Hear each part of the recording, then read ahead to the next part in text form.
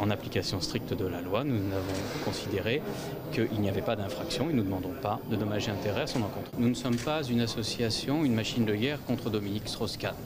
Les charges qui pesaient contre lui étaient évidentes et comme dans tout procès, on doit analyser les éléments constitutifs de l'infraction.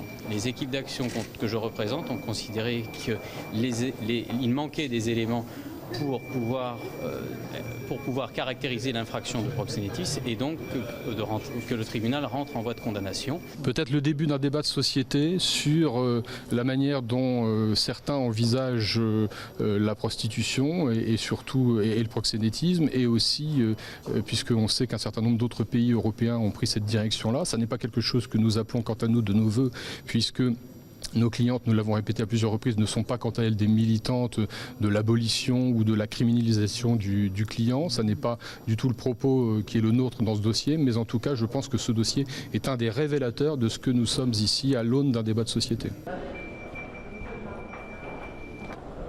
passe bien ?